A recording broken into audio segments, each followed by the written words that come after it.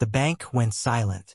The marble floor reflected the polished shoes of businessmen, lawyers, and executives waiting in line. That's when a man in worn boots stepped forward. Dust clung to his trousers. His hands were rough, hands shaped by years of hard soil and unforgiving sun. He calmly placed a small passbook on the counter and said, "I want to withdraw 1 million.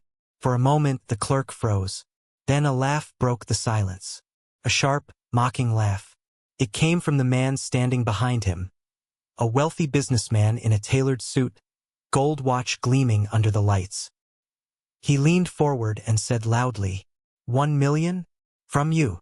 What happened next would shock the entire bank and expose a truth no one was prepared for. The farmer's name was Samuel Kofi. To most people in that bank, he was invisible. Not because he wanted to be, but because society had trained them not to look twice at men like him. Samuel was in his late 50s.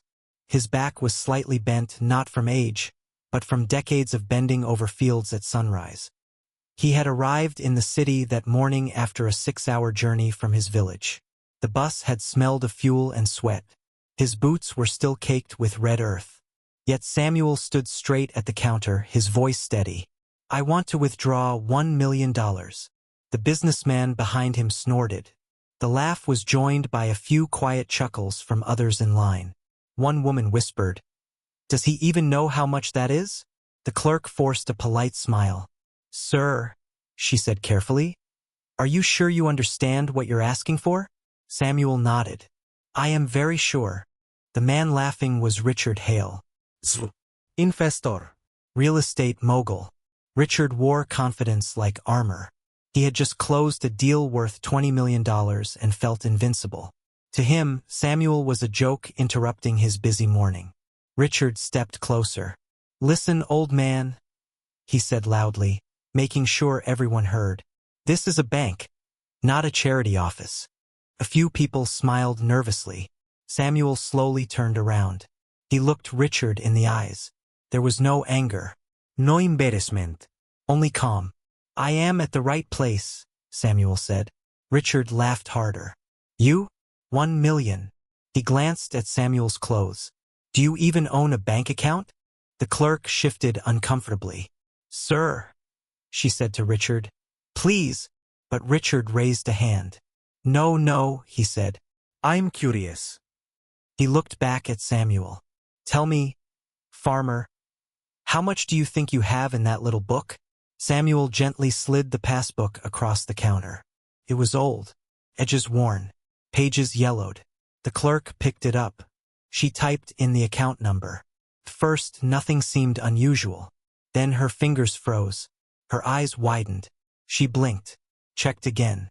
Her breath caught. The silence grew heavy. Richard noticed. "What is it?" he asked, amused. "Is the balance negative?" The clerk swallowed. "Sir," she said softly, staring at the screen, "this account has $3.4 million. The air in the bank vanished. Someone gasped. Richard laughed. Once, then stopped. "What?" he said. "That's impossible." Richard stepped forward. "Let me see that." The clerk hesitated, then turned the screen slightly. Richard's smile vanished. The numbers were clear. $3,402,118.76. Richard felt something tighten in his chest. He forced a laugh. "Probably a mistake," he said. "These systems glitch all the time." Samuel spoke quietly. "I would like to withdraw 1 million today." The clerk nodded, still stunned. "Yes, sir." Richard's voice rose. "Wait, who are you?" Samuel looked at him. "I am a farmer." Richard scoffed. "A farmer with $3 million? Samuel said nothing.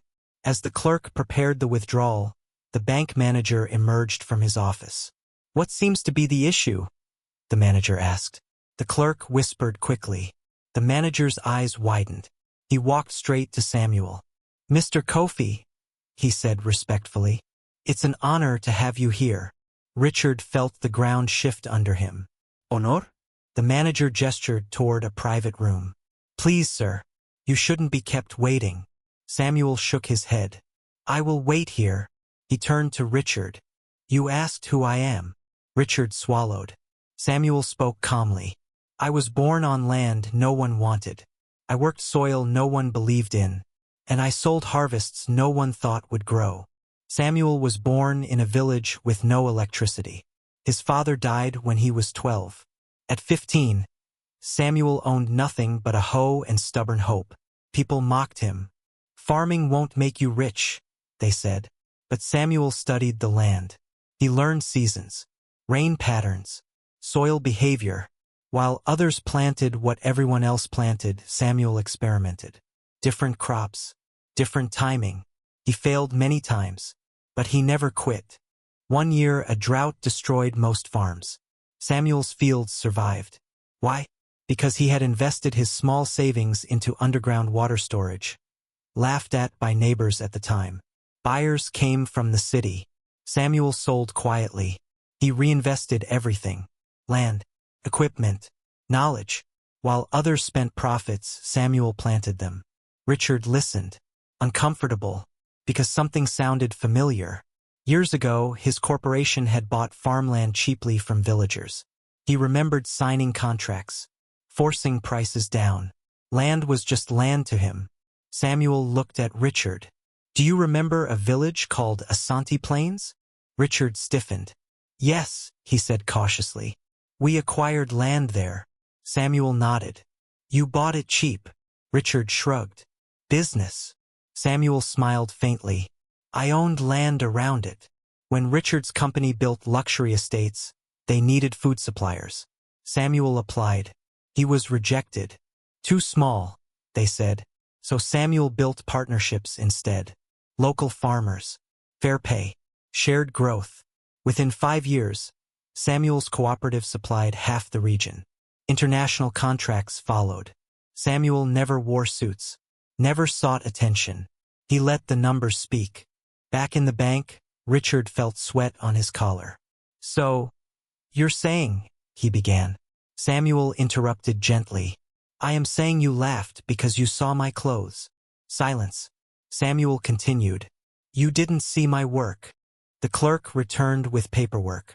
Mr. Kofi, she said respectfully, would you like the funds transferred or in cashier's checks? Checks, Samuel replied. Richard watched as one check after another was printed, each for massive amounts. Reality crushed him. Richard suddenly spoke. Mr. Kofi, I apologize. The word tasted bitter. Samuel looked at him. I don't need your apology. Richard's face flushed. I'd like to discuss a partnership. Samuel paused. Everyone leaned in. Then Samuel said, You had your chance. Samuel turned to leave. At the door, he stopped. He turned back to the room. Never laugh at a man who feeds the world. Then he walked out. Outro. That day, a businessman learned a lesson money couldn't buy. And a farmer reminded the world. Never judge a person by their appearance. Because the quietest people often carry the greatest power. Backhand index pointing right if this story moved you. Like, subscribe, and comment respect. Backhand index pointing right, share this with someone who underestimates others.